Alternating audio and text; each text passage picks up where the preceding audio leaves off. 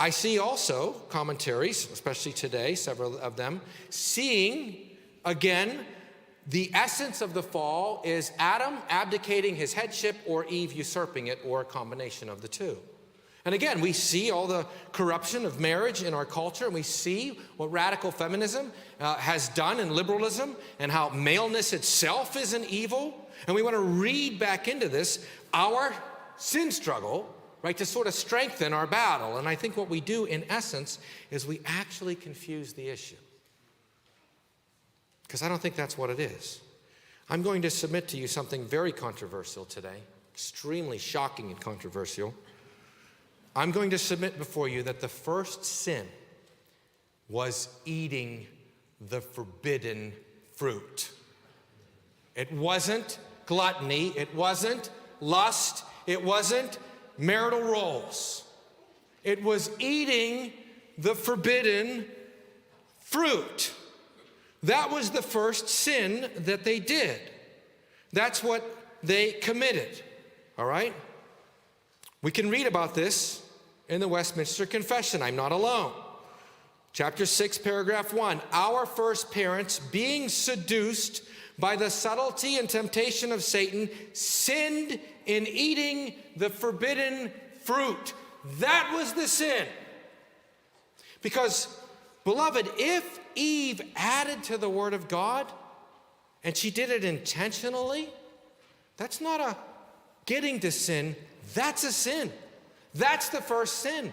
And if Adam abdicated his headship, or if Eve usurped it, or if Adam, by abdicating, pressured Eve to usurp it, or however combination you want to say that, that's not getting to sin. That's a sin. And Satan never tempts them to that. If they sin that way, it's not from without, it's from their natures. Adam, in his own nature, abdicated his headship. Whose fault would that be? It would have to be God's. Because Satan didn't tempt him to do that. And Satan didn't tempt Eve to usurp it. It must be a flaw in their own nature. They sinned without a temptation. Satan never tries to tempt them in those ways. He tempts them to eat from the tree because that was the Word of God, and you've got to break the Word of God. He's got to get them to break the Word of God. And it's to eat from the tree, beloved. I know some will say Adam was with her the whole time. I don't think he was. Calvin completely rejects the idea. He's with her in verse 6 when she eats. That's all that the text says. Calvin says it this way: from these words, with her, some conjecture that Adam was present when his wife was tempted and persuaded by the serpent, which is by no means credible. Take it up with Calvin. I agree. I don't think it's credible. Matthew Henry says the same thing. The person tempted was the woman, now alone and at a distance from her husband, but near the forbidden tree. Of course he waits till they're alone. That's part of his subtlety. Matthew Henry says if Adam would have been there, he would have stopped it. He would have interposed to prevent the sin. End quote, Matthew Henry. Calvin says the same thing. He waits till they're alone.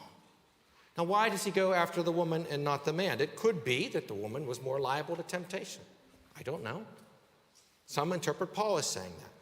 I would rather say that Satan, knowing that he has to take them both down, again, intentionally, does what is most likely to do that. And I think he was counting on them keeping their roles. I think he was counting on them having a righteous nature, a godly nature, not wanting to do a moral evil, because there's no fallenness in them at all. They don't want to add to the Word of God. They don't want to glutton a tree. They don't want to lust in sinful way for sex, and they don't want to give up their roles. There's no fallen nature in them. We do those things as fallen people. They're not fallen yet. They can't do that. They can't have a desire to do that. They have to choose to break the Word of God before they die spiritually and have a fallen nature. No. I think what we're seeing here is Satan recognizing that if he can get Eve to sin, and the thing is, yes, Adam is the head. Adam has to fall. In Adam, we are sinners. Paul says that in Romans 5. But I don't see how Satan can leave Eve alone. Because he's going to have a problem if Adam falls, but there's still one righteous person in the world. He's still got a problem there. How that's going to work out, I don't know. I know and I believe his goal is to cause them both to fall, and he recognizes that because they love the Lord and because they're going to walk in their roles perfectly, before Eve eats from the tree, she's going to get her head to come with her. She's going to make sure he's there. She would go to him first, and she does.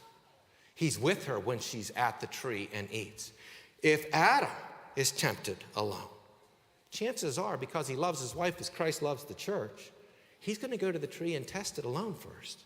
He's not going to get the wife. He doesn't need to bring her. He's going to go and try it himself.